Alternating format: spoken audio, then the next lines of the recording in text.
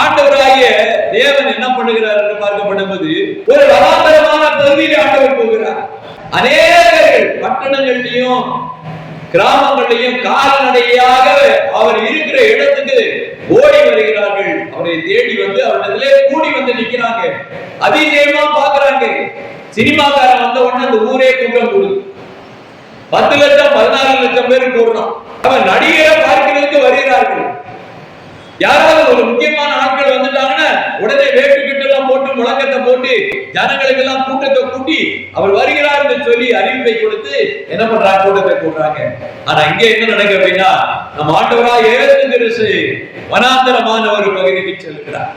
அப்போ அங்கே சென்ற இடத்துல ஜனங்கள் கால்நடையாக, அப்பொழுதெல்லாம் வண்டிகள்லாம் கிடையாது, 2 வீலர் 4 வீலர் எல்லாம் கிடையாது, கால்நடையாக அங்கே வந்தார்கள், ஓடி வந்தார்கள், கூடி இருந்து அவரை பார்க்கிறார்கள். அப்படியெல்லாம் பார்க்கப்படும் போது ஆண்டவர் பார்க்கிறார். அவருடைய பார்வை அன்பாக இருக்கிறது.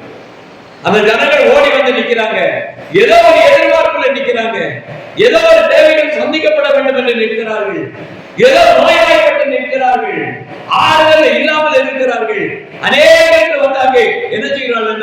ஒரு அதிசயமான ஒரு தேவனை பார்த்து அவரை பார்த்து சந்தோஷப்படும்படியாக அநேகர்கள் அங்கே கூடி நின்று ஆச்சரியத்தோடு பார்த்து கொண்டிருக்கிறார்கள். மிகுந்த மனமகிழ்ச்சியோட பார்க்கிறார்கள். மனதில் திருப்தியாக இருக்கிறது அவரை பார்க்கப்படும் போது என்று சொல்லி அங்கே வந்து நின்று கொண்டிருக்கிறார்கள். அப்பொழுது ஆண்டவர் அந்த இடத்திலே சொல்லப்பட்டிருக்கிறது, மனம் உருகிற தேவனாய் இருக்கிறார். முதல்ல அவரை பார்த்த உடனே மனம் உருகணும். எப்படின்னா, மனம் உருகி ஒருவருக்கு உதவி செய்ய வேண்டும். தேவ பிள்ளைகள் ஆண்டவராய் இயேசு சொல்லிய இருதயம் எப்படி இருக்கிறது, அப்படியே சிந்தனை எப்படி இருக்கிறது என்றால், ஒரு ஏழைகள் இருக்கிறார், ஒரு பசியோட இருக்கிறார், ஒரு ஏழை பிள்ளைகள் இருக்குது, ஒரு பாப்பா குட்டி பாப்பா இருக்குது. அதுக்கு ஏதாவது அந்த ஏழை குழந்தைகளுக்கு மனதுருக வேண்டும். நாம் கையில இருந்து ஏதாவது எடுத்து கொடுக்க வேண்டும். அதற்கு ஏதாவது உதவி செய்ய வேண்டும். அதுக்கு ஆகாரத்தை கொடுக்க வேண்டும். அதை உட்கார வச்சு நல்ல சாப்பாடு கொடுத்து, நீ நல்லா இருக்கிற, நல்லா இருந்தா கர்த்தர் உன்னை ஆசீர்வதிப்பார் என்று சொல்லுகிற அளவிற்கு நாம் ஆறுதல் படுத்துகிற பிள்ளைகளாக இருக்க வேண்டும். அப்படிப்பட்ட காரியம் ஆண்டவரிடத்திலே இருந்தது. அப்படியாக ஆண்டவர் அவர் மேலே மனதுருகி இருந்தார். ஆனா என்ன ஆச்சு அப்படின்னா, அவர் உபதேசிக்க தொடங்கி விட்டாரு. நேரம் ஆகிக்கொண்டே இருக்கிறது. நிறைய நேரம் அவர் பேசுகிறாரு. சீடர்கள் பார்க்கிறாங்க, ரொம்ப நேரம் ஆகி போச்சு, ஆண்டவரை நீர் பாட்ட பேசிக்கிட்டு இருக்கிறீர்கள், எங்களுக்கு பசிக்குது, அவங்களுக்கு பசிக்குது, பிள்ளைகளுக்கு தான் பசிக்குது, எல்லாருக்கும் பசி எடுத்துக்கிட்டு இருக்கு, நீர் பாட்ட பிரசங்கம் பண்ணிக்கிட்டே இருக்கிறீரே என்று சொல்லி சீடர்கள் அவரிடத்துல போய், ரொம்ப நேரம் ஆகி போச்சு போதகரே, புசிக்கிறதுக்கு சாப்பிடுறதுக்கு ஒண்ணு இல்ல, ஏன் அப்படின்னா அவங்களுக்கு பசி, அப்படின்னாலே புசிக்கிறதுக்கு ஒண்ணு இல்ல, இவங்களெல்லாம் சுற்றி இருக்கிற கிராமங்களுக்கு ஊர்களுக்கு இவங்களெல்லாம் போய் சாப்பாடு வாங்கி சாப்பிடுறதுக்கு அனுப்பிச்சிருங்க என்று சொன்ன போது ஆண்டவருடைய வார்த்தை என்ன சொல்லுகிறது என்று பார்க்கப்படும் போது 37ஆம் வசனம் சொல்லுகிறது, அவர் அவர்களை நோக்கி நீங்களே அவர்களுக்கு போஜனம் விடுங்கள். அல்லேலூயா.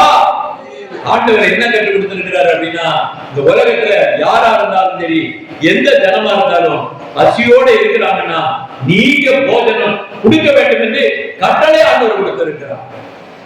சீடர்களை பார்த்து சொல்லுகிறார், நீங்க அவர்களுக்கு போஜனம் கொடுங்கள் என்று சொல்லுகிறார். அப்ப ஒவ்வொரு ஆலயத்திலையும் ஒவ்வொரு ஊழியக்காரர்களையும் விசுவாசிகளுக்கு நாம் ஆகாரத்தை கொடுக்க அனுப்புகிறது ஆண்டவருடைய திருவார்த்தையாக இருக்கிறது.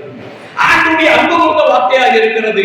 ஒருவேளை கருத்தனையாக இருக்கிற தேவனாக இருக்கா, மனம் உருகிற தேவன், இரக்கமுள்ள தேவனுடைய வார்த்தை விதமாக சொல்லுகிறது, அவர்களுக்கு நீங்கள் ஆகாரத்தை கொடுங்கள் என்று கர்த்தர் சொல்லுகிறார். இன்னைக்கு நிறைய சபையில ஆகாரம் கொடுக்கல. அப்ப என்ன அர்த்தம்? அவர்கள் இன்னும் அந்த அன்பை பார்க்கவில்லை, இயேசுவின் அன்பை அறியவில்லை, அவருடைய உபதேசத்தை உணரவில்லை. ஆகாரம் கொடுக்கிற ஒரு காரியம் ஆண்டவருடைய வார்த்தையாக இருக்கிறது என்பதை புரிந்து கொள்ள வேண்டும். இன்னைக்கு நிறைய இடத்துல நிறைய ஏழை ஊழியக்காரனா இருப்பான்.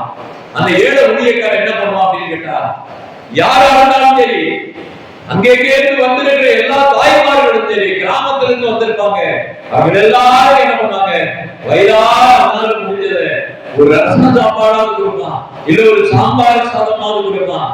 அவர்களை அந்த ஜபம் பண்ணி அந்த சாப்பாடை கொடுப்பான். அது ரொம்ப ஆனந்தமா இருக்கும், சந்தோஷமா இருக்கும், நல்ல ருசியா இருக்கும். அதை சாப்பிட்டு ஒரு சொந்த தண்ணியை குடிச்சிட்டு அந்த போதகத்தை உட்கார்ந்துருவாங்க. யா எங்களுக்கு எல்லாம் ஜெபம் பண்ணி அனுப்புங்கய்யா அப்படின்னாங்க. நிறைய திருச்சபை கிராமங்கள்லயும் சரி, நிறைய பட்டணங்கள்லயும் சரி, ஏழை ஊழியக்காரர்கள், நிறைய ஊழியக்காரர்கள், பசியை அறிந்தவர்கள், ஆத்மாவை அறிந்தவர்கள், அன்பை உணர்ந்தவர்கள், தேவனுடைய வார்த்தையை அறிந்தவர்கள், இவ்விதமாக ஆண்டுடைய வார்த்தை சுத்தம் என்ன என்பதை உணர்ந்தவர்கள் ஆகாரத்தை கொடுத்து பசியை அமர்த்திதான் அனுப்புவார்கள். இதைத்தான் இந்த இடத்திலே பார்க்கிறோம். கர்த்தருடைய நாமத்துக்கு ஸ்தோத்திரம். ஐயா ஆண்டவரே, எங்கள்கிட்ட 200 பணம், இந்த பணத்துல போய் சாப்பாடு வாங்கி எங்க இருந்து இந்த ஆயிரக்கணக்கான ஜனத்துக்கு கொடுக்க முடியும் என்று சொல்லி ஆண்டவரை கேட்ட உடனே ஆண்டவர் சொல்லுகிறார், உங்களிடத்துல என்ன இருக்கிறது என்று சொல்லி கேட்டபோது அங்க போய் பாக்குறாங்க. அங்க போன உடனே என்ன ஆச்சு அப்படின்னு கேட்டா, 5 அப்பம் 2 மீன் ஒருத்தட்ட இருந்திருக்குது. அவனை கூட்டிட்டு வந்து 5 அப்பம் 2 மீன் இருக்குது ஆண்டவரே என்று சொன்னபோது ஆண்டவர் அதை ஆசீர்வதிக்கிறார். அல்லேலூயா. தேவன் ஒரு உடலை ஆசீர்வதித்தா அவன் வீட்டுல சாப்பாடு குறையாது, அவன் வீட்டுல ஆகாரம் குறையாது, அவனுடைய வீட்டுல சம்பத்து குறையாது, அவனுடைய வீட்டுல மகிழ்ச்சி குறையாது, சந்தோஷம் நிறைவாக இருக்கும்படியாக கர்த்தர் ஆசீர்வதித்திருக்கிறார். ஆண்டவர் ஆசீர்வதித்தார். அது என்ன ஆச்சு அப்படின்னு கேட்டா, பரிமாறுறாங்க. எல்லாருக்கும் சீசர்களுக்கு சொல்லுகிறாரு, நீங்க போய் இதை பங்கிட்டு எல்லாரும் சாப்பிடாது அப்படின்னு எல்லாரும் சாப்பிட்டு திருப்தி அடைந்தார்கள் என்று நான் பார்க்கிறேன். எல்லாரும் சாப்பிட்டாங்க.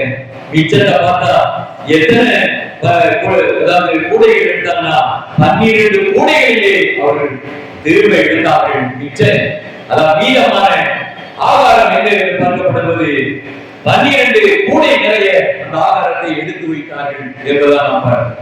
இதுல என்ன சொல்லப்பட்டிருக்குன்னா, அப்பம் சாப்பிட்ட புருஷர் ஏறக்கூடிய 5000 பேர்.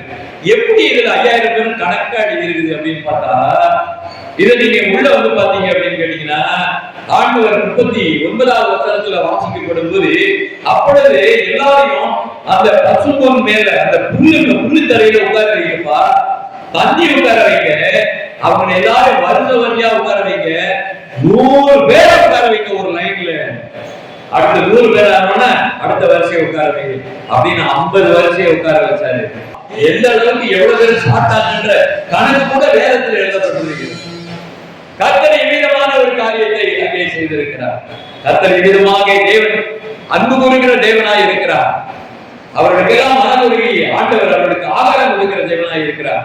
முதல்ல ஒரு ஊழியக்காரன் தேவனுடைய சீசன், தேவனுடைய ஊழியத்தை முதல்ல நாம் ஆகாரத்தை மற்றவர்களுக்கு பகிர்ந்து கொடுக்க வேண்டும்.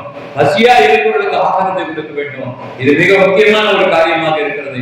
வேத வசனத்தை சொல்வது மட்டும் போதாது, ஜெபம் பண்ணுகிறது மட்டும் போதாது, ஏழைகளுக்கு நாம் இறங்க வேண்டும், பசியா இருக்கிறவர்களுக்கு நாம் இறங்க வேண்டும், ஆகாரம் கொடுக்க வேண்டும். விதமாக அந்த நாட்களில் கிறிஸ்தவர்கள் மிஷனரிமார்கள் அங்கங்க ஆசிரமங்களை உருவாக்கி வச்சாங்க. கைவிடப்பட்ட அனைவரும் அங்கே வச்சு இருந்தாங்க, அங்க சாப்பிட்டாங்க, அவர்கள் சாகிற வரைக்கும் அங்கே இருந்தாங்க, சந்தோஷமா அவங்களை நடத்தினாங்க. இவ்விதமாக தேவன் என்ன பண்ணி இருக்கிறார் என்றால், இந்த அன்பு கூறுகிற காரியத்தை அனைவருக்கு உணர்த்தி இருக்கிறார். நீங்கள் அவர் அன்பா இருக்கிறது போல நீங்களும் அன்பா இருங்கள். கர்த்தர் விதமாக இந்த புதிய பாட்டுடைய திருவசனத்தை கர்த்தர் ஆசீர்வதிப்பார்கள். ஆமென்.